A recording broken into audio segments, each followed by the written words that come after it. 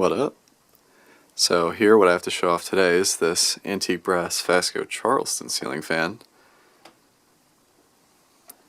This one is from 1984.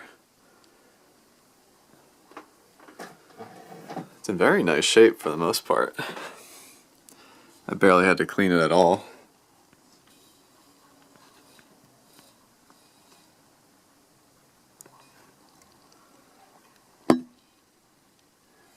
There's the 84 date code stamp. This was before they put the date on the tag. So yeah, 52-inch. And this did come with a beveled glass light kit, although I didn't actually like how it looked that much, so it is off for now. I don't know why, but I guess I just prefer these without the light kit. Looks like a more traditional fan that way.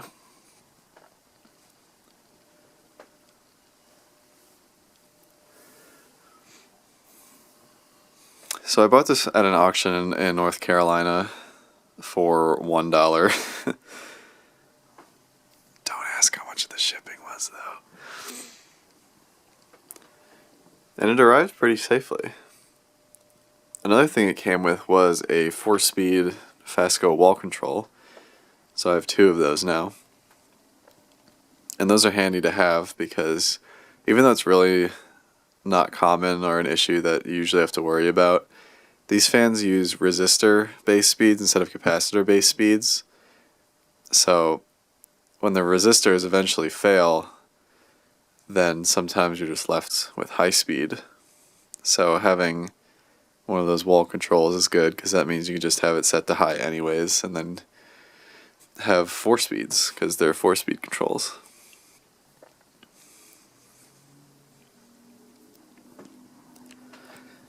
And per usual with Fasco, the low speed is very nice and aesthetic.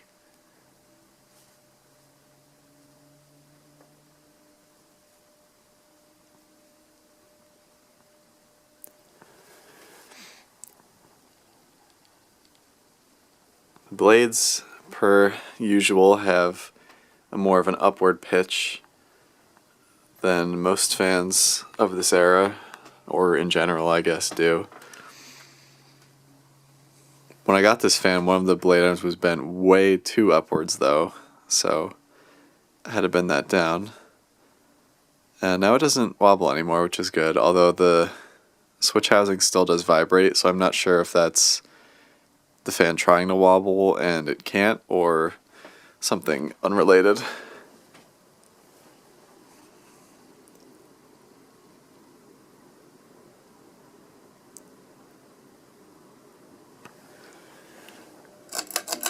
Medium.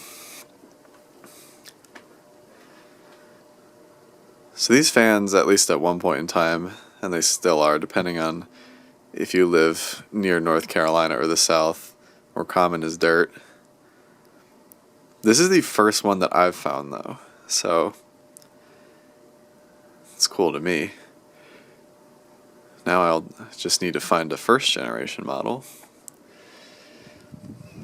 which is certainly easier said than done because those are kind of rare. I'm kind of shocked it took me this long to find a 2nd gen Charleston, because I've found, how many? 3? No, 5. I have found 5 3rd generation ones. And by found I mean I've gotten in my collection. So yeah, I don't know, I guess that's just how that goes. 3rd gen is more childhood to me than 2nd anyways, so that's fine. And if you're new to collecting and have no idea what I'm talking about, they basically made 3 iterations of this fan throughout its run. I guess 4 if you count the 5-blade one, but that's a whole other thing entirely. The 1st generation one I think came out in 1980 or 1981, probably 81, and it had parlor fan style blade badges, a different, I think it had a different either faceplate or sideband design, I think it was J-hook too instead of ball socket. The ball socket on this fan is pretty weird in that most fans, the ball has a notch in it so that it can, I guess, rest in the tooth that's in the metal hanging, like, ceiling bracket. But here it's the opposite, where the ball has an extending, I guess, tooth part, and the bracket has nothing. So the only thing from keeping it sliding like crazy in and out is the two ends of the open part of the mounting bracket. So, like, I guess it works, but it's not as effective, I think, with maintaining wobble and all that. Now we'll go to high.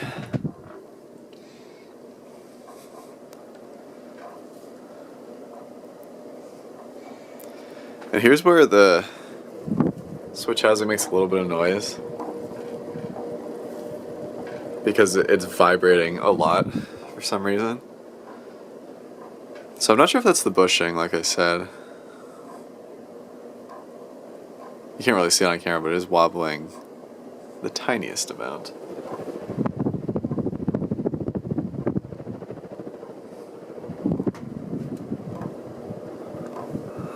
Reverse switch is in the faceplate of the motor housing.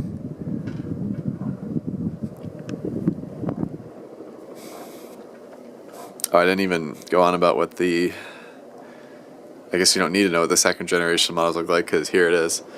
Although one distinct difference is that I think in 1986, instead of using their bell canopy as seen here, they started to use a completely generic standard one for some reason.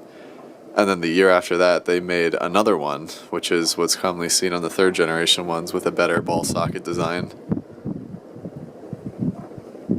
And then the switch cap was no longer flat, it had a rounded bottom to it. I think there was a few other minor differences, but that's basically about it.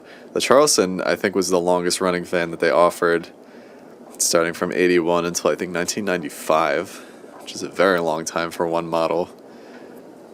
I mean, I guess the original has been going on for I don't know how many decades, and so has the Panama, but you get the idea.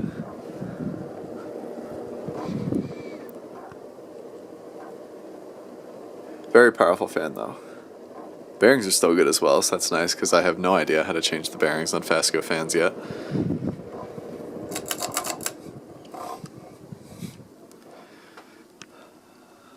Another very minor detail that I've probably brought up before is that Fasco has always had the most unsatisfying pull chains, which is a very strange thing to notice, I guess, with fans, but when you have so many, you do. There's just no resistance whatsoever when you pull the chain.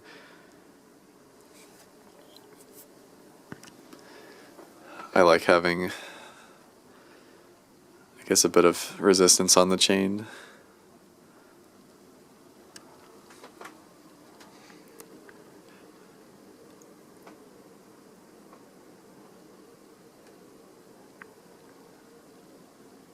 Thought about selling this, but I really do like how it looks, and it's the first and only one that I do have, so that'll probably wait for now. Oh, let me show the light kit. I just realized I never did that. This is what that looks like. I don't know, I think you need the right bulb to go in it for it to look nice, because if you just have a standard light bulb in there, it just looks kind of eh.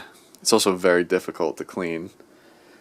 It was pretty dusty when it got to me, and you have to get every single panel for it to look nice, and it was just like, eh.